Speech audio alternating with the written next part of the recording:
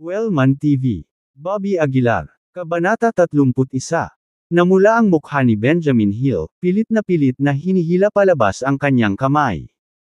Gayunpaman, nalaman niya na ang palad ni Bobby Aguilar ay parang pang-ipit na bakal, at hindi siya makagalaw. Nang makita ang lalong pangit na mukha ni Benjamin, nagkunwaring nag-aalalang tanong ni Bobby, "Mr. Hill, ano ang nangyayari sa iyo? Bakit napakasama ng mukha mo? Masama ba ang pakiramdam mo?" Nang marinig ito, galit na galit si Benjamin anupat muntik na siyang magdura ng dugo. "Ayaw mong magsalita. Mr. Hill, I happen to know some medical techniques. Gusto mo bang tingnan ko?" Ani Bobby na may halong ngiti. "Ikaw, bitawan mo." Galit na sabi ni Benjamin. "Nako, dapat kanina mo pa sinabi." Nagkunwaring naliwanagan si Bobby at agad na binitawan ang kamay. Biglang bumagsak ang katawan ni Benjamin, at napaupo siya sa lupa ng may palpak. "Mr. Hill, anong problema? Okay ka lang?" Nagkunwaring nag-aalala si Bobby at dali-dali siyang tinulungang makatayo. Itinulak ni Benjamin ang kamay ni Bobby at malamig na sinabi, "You dare to play me? Mr. Hill, saan galing ito? Hindi ko maintindihan ang sinasabi mo," ani Bobby na may halong ngiti. "Ikaw." Kinagat ni Benjamin ang kanyang mga ngipin. Huminga siya ng malalim, sinubukang maging kalmado. "Hindi ako magpapaka-level sa level mo." Isinasaalang-alang ni Emily Taylor, ipinagpatuloy ni Benjamin ang kanyang magiliw na ngiti. Wala ring pakialam si Bobby na makipagtalo kay Benjamin. Kinuha niya ang hydrating pill sa bulsa at iniabot kay Emily. "Miss Taylor, ang tagal na nating magkakilala, at hindi pa kita nabibigyan ng regalo. This is a small token of my appreciation. Sana tanggapin mo," sabi ni Bobby habang inaabot ang hydrating pill kay Emily. Bago maabot ni Emily ang kanyang kamay, nanunuya si Benjamin, "Nabili mo ang kahon na ito sa isang tindera sa kalye. Ang sirang kahon na ito ay halos $100. Kalokohan." Pinandilatan ni Bobby si Benjamin, "Malinaw na binili ko ito sa grocery." Ngumisi si Benjamin, "Mr. Aguilar is really generous, nagbibigay ng ganitong klaseng bagay bilang regalo. Hindi mo ba pinapagalitan si Miss Taylor?" "Not at all, I actually like it," ani Emily sabay abot ng kamay para kunin ang box. "Bobby, thank you. I like it very much," nakangiting sabi ni Emily. Agad na umitim ang mukha ni Benjamin. "Miss Taylor, dinalhan din kita ng regalo," confident na sabi ni Benjamin. "Nabalitaan ko na naghahanap ka ng mga halamang gamot kamakailan. Mula nang marinig ko ang balita, nagtanong ako sa buong Chozel at sa wakas ay nakahanap ka ng 100 taong ginseng." Kinuha ni Benjamin ang isang napakagandang kahon ng regalo at iniabot ito kay Emily. Kinuha ni Emily ang kahon ng regalo, halos walang ekspresyon ang mukha. Medyo nadismaya si Benjamin at nagpumilit, "Miss Taylor, hindi mo ba ito bubuksan at tingnan? Kailangan ba talaga iyan?" Mataktikang sabi ni Emily. "Miss Taylor, tingnan mo lang." Nag-aapoy ang mga mata ni Bobby sa sigla. Ang 100 taong ginseng ay parang isang sagradong kayamanan para kay Bobby. Kung makakakuha siya ng isa, maaabot niya ang 3rd layer chi refining stage, o maging ang 4th layer. "Sige," tumango si Emily. Dahan-dahan niyang binuksan ang kahoy na kahon. Sa loob, tahimik na nakahiga ang isang piraso ng ginseng. "Anak, ito ang tunay na regalo. Ang kahon lamang ay isang bagay na hindi mo kayang bilhin, pabayaan ang ginseng sa loob," ani Benjamin, na mukhang saplada. Sinulya pa ni Bobby ang ginseng at ngumisi, "Bagaman ang regalo ko ay maaaring hindi kasing halaga, ito ay isang tanda ng aking pagmamahal. Hindi tulad mo, ang pagtrato sa isang labanos na parang ginseng at pag-arte ng bonggang-bongga tungkol dito. Mr. Hill, sasabihin ko bang bulag ka, o sadyang niloloko mo si Miss Taylor?" Nagbago ang mukha ni Benjamin, at nagmamadaling sinabi, "Anong ibig mong sabihin? Anong ibig kong sabihin?" Inabot ni Bobby ang ginseng. Ito ay ordinaryong cultivated ginseng lamang. Ang medicinal value nito ay katulad ng pangkaraniwang labanos. Kung niloko ka, ibig sabihin bulag ka. Kung sinasadya mo, niloloko mo si Miss Taylor. Ang mga salitang ito ay nagpawis kay Benjamin ng malamig na butil sa kanyang noo. Kabanata 32. Tiyak na alam ni Benjamin Hill na ito ay isang ordinaryong Panax ginseng lamang. Para sa kanya, walang pagkakaiba sa pagitan ng daang taon na ginseng at ordinaryong ginseng, lahat sila ay mga scam. Kaya, bigla siyang pumunta sa isang random na tindahan ng damo at bumili ng ordinaryong Panax ginseng. Pagkatapos ay binalot niya ito sa isang magandang kahon. Ngunit hindi niya inasahan na ito ay ilantad ni Bobby Aguilar. Ikaw, ang kalokohan mo. Sabi ni Benjamin Hill, medyo naguguluhan. Miss Taylor, huwag kang makinig sa kalokohan niya. Gumagawa lang siya. Si Benjamin Hill ay balisang tumingin kay Emily Taylor. Marahan na napabuntong hininga si Emily Taylor, hawak ang ginseng na may bahagyang pagkadismaya sa mukha. Nang makita ito, dali-daling pinunasan ni Benjamin Hill ang kanyang pawis at awkward na sinabi, Miss Taylor, hindi ko talaga alam na peke ito, basta. Pakinggan mo lang ako. Hindi pinansin ni Emily Taylor si Benjamin Hill at sa halip ay tumingin kay Bobby Aguilar at sinabing, kung ganoon, itapon natin ito. Pagkasabi noon, casual na itinapon ni Emily Taylor ang ginseng sa basurahan. Okay lang na walang pera, pero huwag mong subukang ipasa ang isang bagay na mas mababa kaysa sa mabuti. Nakakainis. Sabi ni Emily Taylor, sinadya man o hindi. Nakatayo roon si Benjamin Hill, ang kanyang mukha ay nagiging pula na parang atay ng baboy sa isang iglap. Galit man o hiya ay bahagyang nanginig ang kanyang mga balikat. Tumingin si Bobby Aguilar kay Emily Taylor at pagkatapos ay nagsimulang tumawa. Matiim na tinitigan ni Benjamin Hill si Bobby Aguilar, parang gusto niyang lamunin ng buo si Bobby. I have something to attend to, you two can sit first. Sa sandaling ito, biglang sinabi ni Emily Taylor. Matapos iwanan ang mga salitang ito, dumiretso si Emily Taylor sa ikalawang palapag, ang kanyang sekretarya ay nakasunod na malapit sa likuran. Sa ikalawang palapag, mayroong isang surveillance room.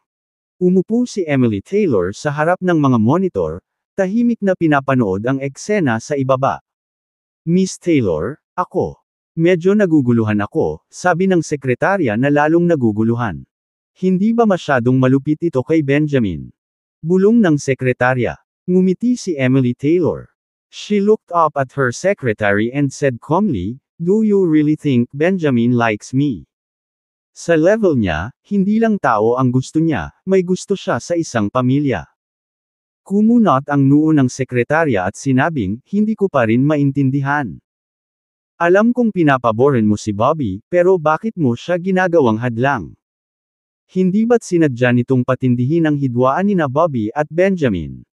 Si Emily Taylor ay humigop ng tsaa at walang pakialam na sinabi, tulad ng sinabi ko, si Benjamin ay isang stepping stone lamang para sa paglaki ni Bobby, at iyon lang. Kung narinig ni Benjamin ang mga salitang ito, malamang na magagalit siya. Sa baba, malamig na tinitigan ni Benjamin Hill si Bobby Aguilar. 41 minuto pasado alas 10. Hinubad niya ang kanyang mapagkunwari na maskara, inilantad ang kanyang tunay na mukha. Sa baba, malamig na tinitigan ni Benjamin Hill si Bobby Aguilar. Hinubad niya ang kanyang mapagkunwari na maskara, inilantad ang kanyang tunay na mukha. Bobby Aguilar, impressive moves. Sa loob lang ng ilang araw, nanalo ka na sa pabor ng sikat na Ice Mountain Beauty ng Capital City. Malamig na sabi ni Benjamin Hill. Ngumiti si Bobby Aguilar at sinabing, hindi ako katulad ninyo, wala akong taktika o gawain, taos-puso lang ang intensyon. Bahagyang bumantong hininga si Benjamin Hill at sinabing, Bobby, don't make yourself sound so noble. Lumalapit ka lang kay Emily Taylor para maghanap ng kayamanan at katayuan. Ano ang pakiramdam na mabuhay sa isang babae? Naghahanap ng kayamanan at katayuan. Nagtaas ng kilay si Bobby Aguilar. Benjamin Hill, ang mga salitang ito ay angkop din sa iyo. Sa pagkakaalam ko, hindi magkatulad ang pamilya mo kay Hill at ang pamilyang Taylor. Ano ang layunin mo sa pag-akyat sa pamilyang Taylor? Lalong nanlamig ang mukha ni Benjamin Hill, at bigla siyang humakbang, galit na sumigaw, Bobby Aguilar, sa paningin ko, isa kang hamak na ordinaryong tao. Ang pagdurog sa iyo ay parang pagdurog ng langgam. Kung wala ang pamilya Taylor, ano ang halaga mo? Kung wala ang pamilya Hill, ano ang halaga mo? Malamig na tanong ni Bobby Aguilar. Tumawa ng malakas si Benjamin Hill. Bobby Aguilar, matalino na ako mula pa noong bata ako. Sa edad na 8 taong gulang, ipinadala ako ng aking ama upang magsanay sa Choiseul Battle Zone. Nag-aral ako sa ibang bansa noong 14. Sa edad na 21, mayroon akong. Tama na, sapat na. Pinutol ni Bobby Aguilar ang Benjamin Hill. Huwag mong ipagmalaki ang iyong hindi gaanong kabuluhan na mga nagawa. Ayokong marinig ito. Ikanaway ni Bobby Aguilar ang kanyang kamay. Ikaw. Namula ang mukha ni Benjamin Hill sa galit. Kinagat niya ang kanyang mga ngipin at sinabing, "Anak, kung alam mo kung ano ang makakabuti sa iyo, layuan mo si Miss Taylor sa lalong madaling panahon. Kung hindi, hindi kita bibitawan." Ngumisi si Bobby Aguilar, "Maghihintay ako." Si Emily Taylor, na nasa itaas, ay malinaw na nakita ang eksenang ito. May malabong ngiti sa kanyang mukha, at hindi malinaw kung ano ang kanyang iniisip. Pagkatapos umalis sa estate ng pamilya Taylor, dumiretso si Bobby Aguilar sa bahay. May mga 20 soul nourishment pills sa bahay. Matapos mag-isipan ito, nagpasya si Bobby na ibigay ang lahat ng 20 table tas kay Ray Walters upang ibenta, bilang isang uri ng bonus para sa kanya. Kaya, tumawag si Bobby Aguilar kay Ray Walters. Makalipas ang halos kalahating oras, huminto ang sasakyan ni Ray Walters sa pintuan. Lumapit siya kay Alan at dumating sa bahay ni Bobby Aguilar. "Mr. Aguilar, ano ang maipaglilingkod ko sa iyo?" Tanong ni Ray Walters sa nakakapuri na tono. Itinuro ni Bobby Aguilar ang mga pildores na nasa mesa at sinabing, ito ay tinatawag na soul nourishment pill. Ito ay may mga mahihirap na epekto sa katawan. Sa kasalukuyan, ang tanging magagamit sa merkado ay ang 20 pildores na ito na hawak ko. Sinulyapan ni Ray Walters ang mga itim na table tas sa mesa nang hindi maintindihan ang intensyon ni Bobby. Patuloy ni Bobby, "Take these pills and sell them." Ang presyo. "I'm only selling them for 500,000 each. Kung magkano ang ibebenta mo, nasa iyo na." Ang halaga ng soul nourishment pill ay tiyak na higit sa 500,000, at ang dahilan kung bakit ibinenta ni Bobby ang mga ito ng mura ay upang hayaan si Ray Walters na kumita rin ng pera. Ngunit dumilim ang mukha ni Ray Walters. Naisip niya sa kanyang sarili, ibinebenta ang hindi kilalang black pill na ito ng 500,000, hindi ba pagnanakaw lang iyon? "Mr. Aguilar, 500,000? Di ba medyo mahal yun?" Nag-aalangan na tanong ni Ray Walters. Tumingin sa kanya si Bobby Aguilar at sinabing, "Mr. Walters, ito ay isang magandang bagay para sa iyo." Nagbago ang mukha ni Ray Walters na parang may na-realize. Na-update mula Nob Elbon. Bagamat hindi siya masaya, masunurin pa rin niyang binayaran ang pera. 20 pills, kabuuang 10 milyon. Pagkasakay sa kotse, hindi napigilan ni Ray Walters na sampayin ng malakas, "Hindi ko akalain na si Bobby Aguilar ay walang puso. Binibenta sa akin ang crappy pill na ito sa halagang 500,000, baka wala na siya sa isip." Kumunot ang noo ni Alan at nagtanong, "Ray, bakit ka pumayag?" Bumantong hininga si Ray Walters at sinabing, "Hindi mo naiintindihan. Excuse lang ang mga table tas. Ang totoong intensyon niya ay makakakuha ng pera mula sa akin, isang tipikal na taktika lamang ng mga importanteng tao." Biglang naunawaan ni Alan at bumulong, itong si Bobby Aguilar, na umaasa sa pamilyang Taylor bilang kanyang background, ay talagang iniisip na siya ay isang malaking shot. Marahang napabuntong hininga si Ray Walters, "Para sa mga taong katulad natin, kailangan nating pangalagaan ang mga relasyon sa lahat ng aspeto. Kung hindi, maaaring mangyari ang mga aksidente sa anumang oras. Ito ay tila kaakit-akit sa ibabaw ngunit walang katiyakan tulad ng paglalakad sa manipis na yelo." "Ray, itatapon na lang ba natin itong mga table tas?" tanong ni Alan. Uminom si Ray Walters ng tableta at inilagay ito sa kanyang bibig, bumantong hininga, at sinabing, "Maghanap ka ng scapegoat para ipagbili sila. Kahit anong pera ang gusto ni Bobby Aguilar sa akin, kukunin ko ito sa iba. Hindi siya nang ahas na tumanggi kay Bobby Aguilar, ngunit gayon din, may mga taong nang ahas na hindi tumanggi kay Ray Walters.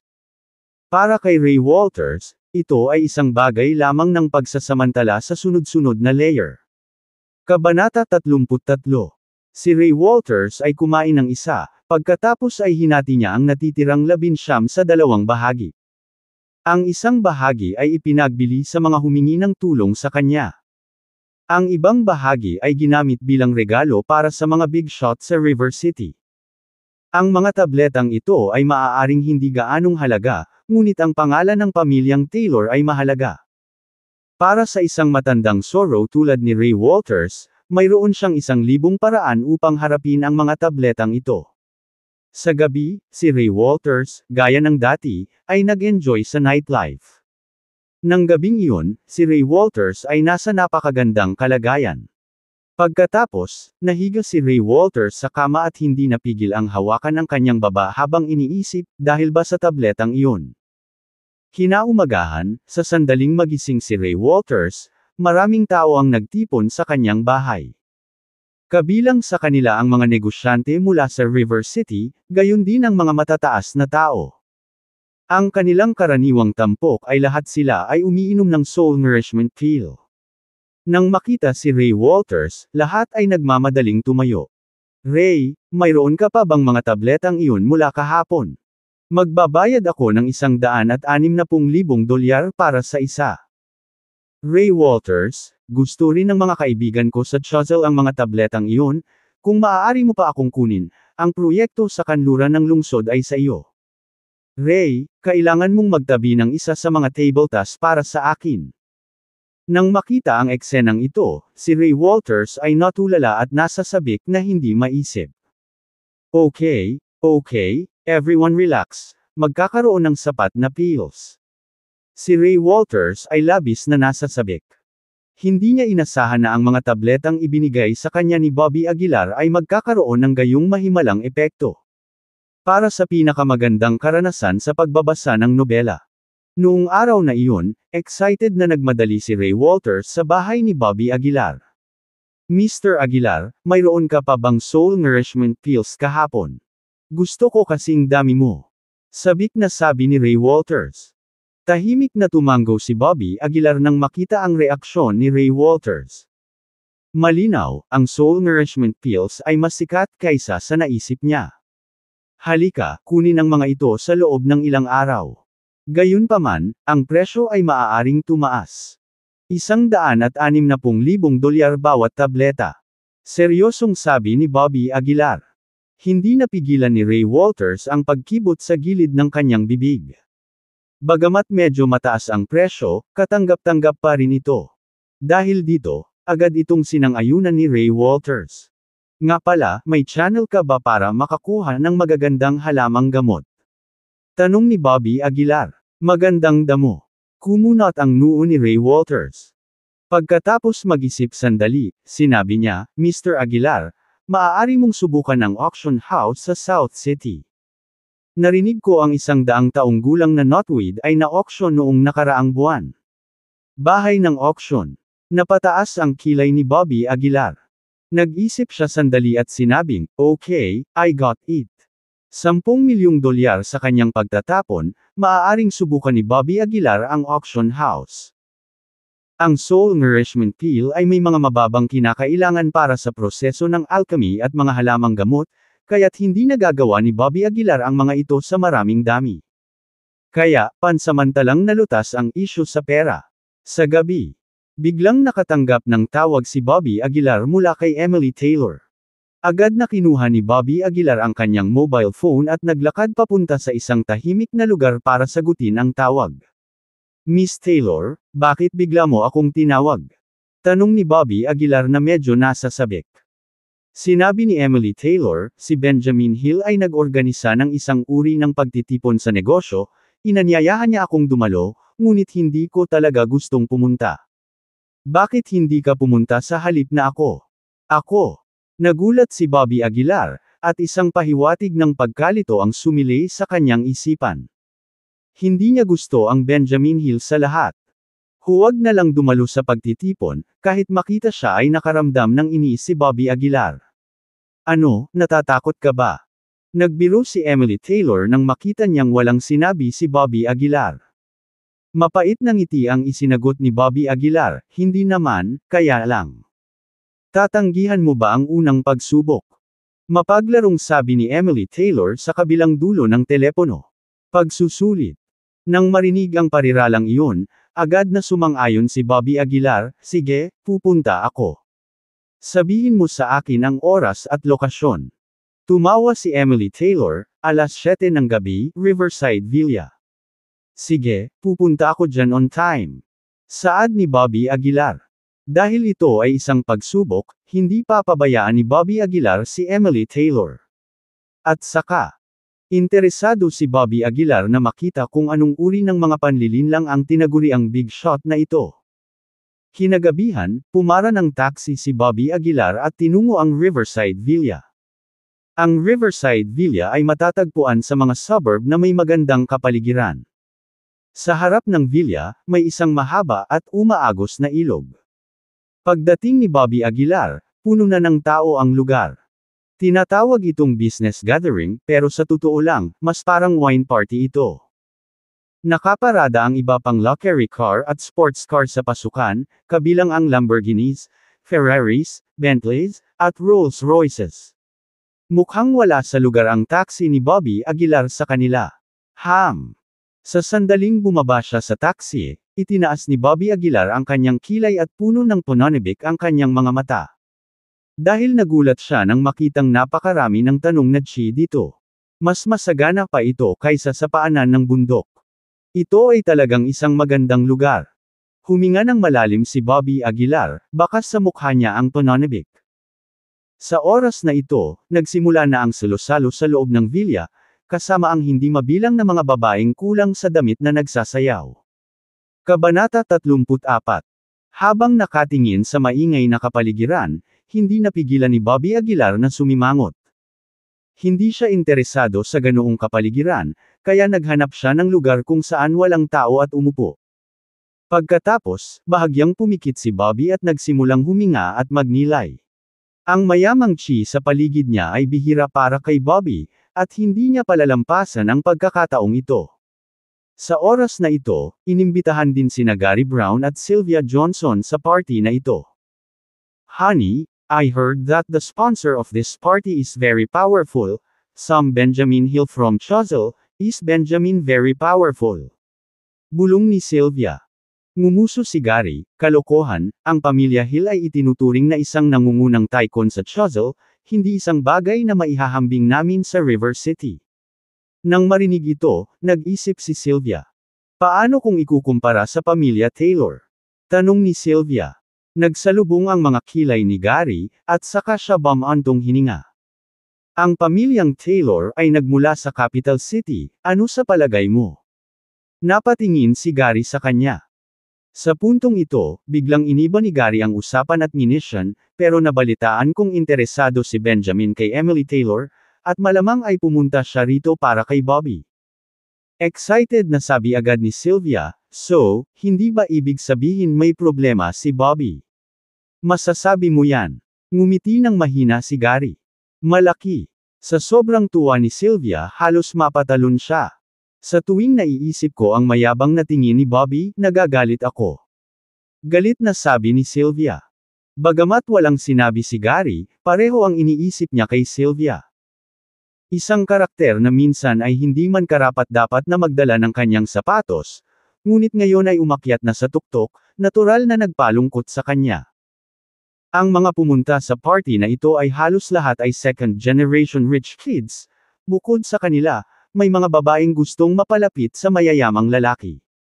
Mr. Hill, dumating na si Bobby. Sa harapan ng party, bumulong ang isang binata na may puting buhok. Naningkit ang mga mata ni Benjamin, at pagkatapos ay malamig na sinabi niya, ano ang ginagawa niya rito? Ngunit sa muling pagsasaalang-alang, hindi napigilan ni Benjamin ang tumawa. Hindi inanyayahan at naghahanap ng kahihiyan. Sa tamang panahon para magdagdag ng pansamantalang programa. Sabi ni Benjamin na singkit ang mga mata. Dapat ba tayong gumawa ng move sa kanya? Pansamantalang tanong ng binata na maputi ang buhok. Umiling si Benjamin at ngumisi, huwag magmadali, gusto ko muna siyang ipahiya ng maigi. Gusto kong malaman niya na hinding-hindi makapasok sa mga bulwagan ng kakisigan. Tumango ang maputing buhok na binata, at pagkatapos ay sinabi niyang may pag-aalala, kung sasalakayin natin si Bobby, magagalit ba si Miss Taylor? Kung gayon, magulo. Tumawa ng malakas si Benjamin at sinabing, "Don't worry, Emily Taylor is famously ice cold." Bagamat mukhang nanalo si Bobby sa kanyang puso, sa totoo lang, walang pakialam si Emily Taylor sa sinuman. Mabuti yan. Nakahinga ng maluwag ang puting buhok na binata. Tama si Benjamin, si Emily Taylor ay kilala sa capital city, at hindi mabilang na manliligaw ang tinalikuran sa harap niya. May mga nagsabi pa na kasing lamig ng yelo ang puso niya. Gayunpaman, minaliit ni Benjamin ang posisyon ni Bobby sa puso ni Emily Taylor. Umupo si Bobby sa sulok, mata ko na hinihigop ang tsimula sa kanyang paligid. Hindi pa siya nakatagpo ng ganoong kasiksik na konsentrasyon. Mr. Aguilar. Maya-maya lang, may biglang nagsalita sa tabi ni Bobby. Saglit na nagsalubong ang mga kilay ni Bobby at saka siya nagmulat ng mata. Nakita niya ang isang binata na may ngiti sa labi, nakatayo sa harapan niya. Ang taong ito ay walang iba kundi si Cole Morton, ang anak ng pinakamayamang pamilya ng River City. Ikaw. Napatingin si Bobby kay Cole na may pagkalito. Nakangiting sabi ni Cole, dito ako nakaupo. Don't mind, di ba? Bahala ka. Tumango si Bobby, saka muling pumikit. Mr. Aguilar, may sasabihin ako, pero hindi ko alam kung nararapat. Nagpatuloy sa pagsasalita si Cole. Napabuntong hininga si Bobby sa kanyang puso. Tila hindi posible na magnilay ng mapayapa. Kaya naman, pansamantala lang siyang sumuko. Mr. Morton, mangyaring huwag mag-atubili magsabi ng kahit ano. Sabi ni Bobby. Lumingalinga si Cole sa paligid at saka sinabi sa mahinang boses, Mr. Aguilar, kailangan mong umalis kaagad. Umalis. Nagtaas ng kilay si Bobby, puno ng pagkalito ang mga mata. Bumantong hininga si Cole at sinabing, nabalitaan ko lang sa isang kaibigan na si Benjamin ay parang may sama ng loob sa iyo. Nakahula na si Bobby kaya hindi na siya nagulat at nakangiti lang. Nang makita ito, pinaalalahanan ni Cole, Mr. Aguilar, huwag mong maliitin itong Benjamin, siya ay mula sa pamilya ng Hill sa Choiseul. At saka, nabalitaan kong may dala siyang master ngayon, mabuti pang umalis ka na. Nagtaas baba si Bobby kay Cole, at nag-aalinlangan, Mr. Morton, mukhang hindi kita lubos na kilala, bakit mo ito sinasabi sa akin? Hindi ka ba natatakot na marinig ni Benjamin? Ibinuka ni Cole ang kanyang bibig, saka ngumiti ng mapait, to tell the truth, although I can't offend this Benjamin, I can't stand him from the bottom of my heart. Pagkasabi noon ay baka sa mukha ni Cole ang galit. Patuloy niya, noon, may business deal ang tatay ko sa Shiglan City, at nagkaroon kami ng intersection sa pamilya ng Hill. Bilang resulta, sinabi ni Benjamin na ang aming pamilyang Morton ay walang iba kundi mga taga-baryo, mayayamang magsasaka mula sa kanayunan, at sinabi niya sa amin na bumalik sa River City. Nang ilabas ang mga pangyayaring ito, puno ng galit ang mukha ni Cole. To be honest, hindi ko talaga maintindihan kung ano ang maganda sa pagiging kasama ni Benjamin. Galit na sabi ni Cole. Hindi napigilan ni Bobby ang matawa. Tila ang Benjamin na ito ay talagang ipinanganak na may higit na kahusayan. Mr. Aguilar, in all honesty, you should leave fast. Otherwise, siguradong hindi ka pababayaan ni Benjamin. Same time na payo ni Cole. Ngumiti si Bobby at sinabing, salamat sa paalala, Mr. Morton, ngunit hindi ako natatakot sa kanya. Kabanata 35. Ibinuka ni Derek Peterson ang kanyang bibig at saka mapait na ngumiti, totoo yun. Sa pag-alalay sa iyo ni Miss Taylor, hindi mo kailangang matakot kay Benjamin Hill. Nang marinig ni Bobby Aguilar ang mga salita ni Derek, hindi napigilan ni Bobby Aguilar na mapabuntong hininga.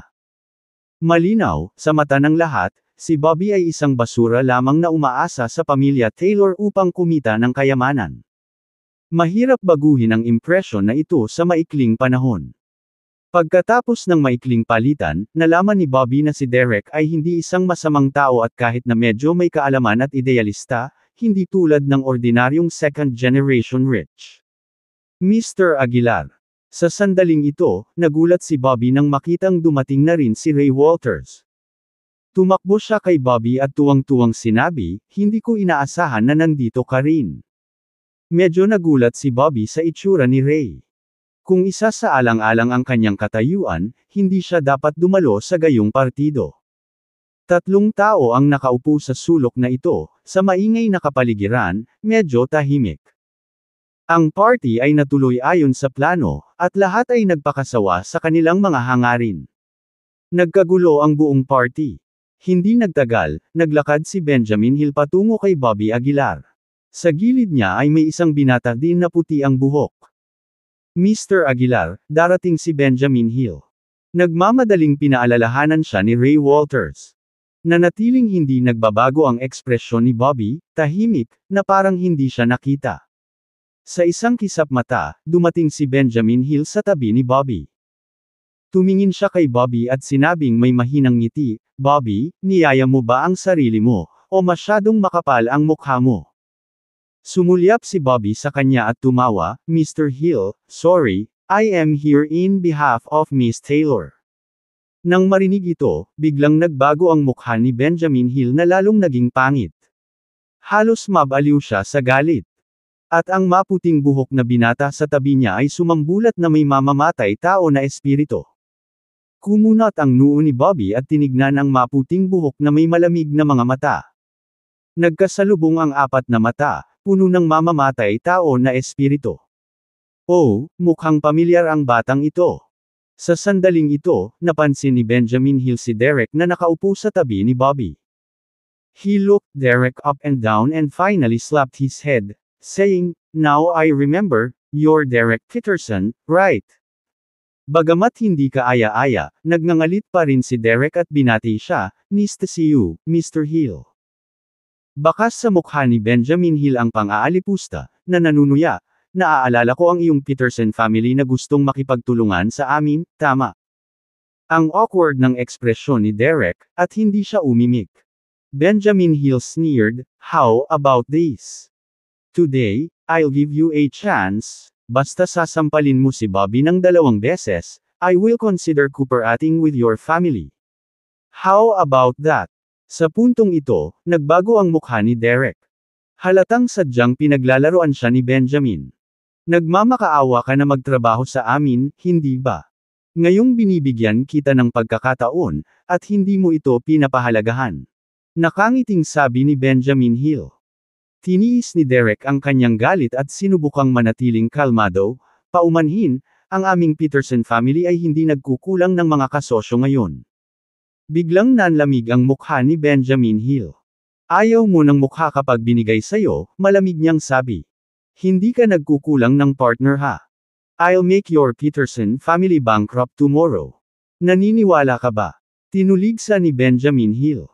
Para kay Derek, ito ay walang alinlangan na hindi nararapat na sakuna. Pero wala siyang choice.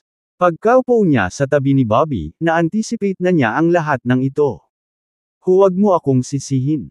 Sisihin mo si Bobby Aguilar kung kailangan mo," sabi ni Benjamin Hill sa kakaibang tono. "Tanga." Bahagyang umungol si Bobby sa gilid. "Sino ang minumura mo?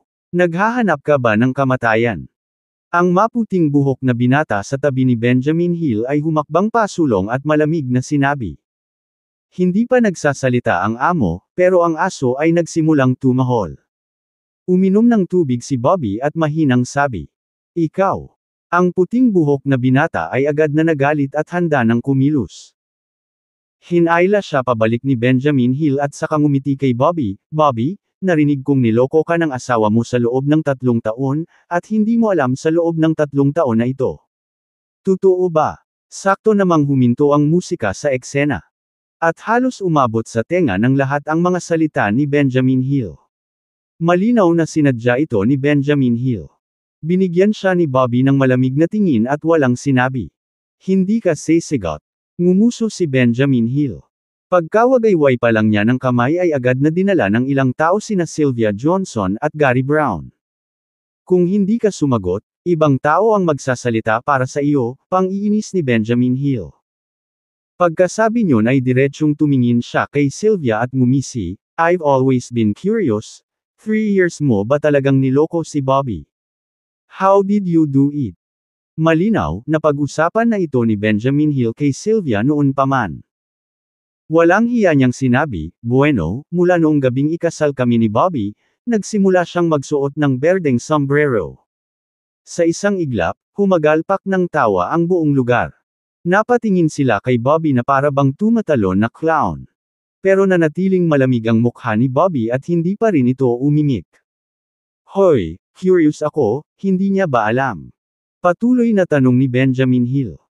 Ngumisi si Sylvia at sinabing, "Bobby, wala siyang dignidad sa pamilya natin. Kung sasabihin kong maglupusay siya, hindi siya maglalakas loob na tumayo. So, kahit hindi ako umuwi ng gabi, hindi siya maglalakas loob na magtanong. At saka, kahit alam niya, anong magagawa niya? Mas mabuting magpanggap na walang alam."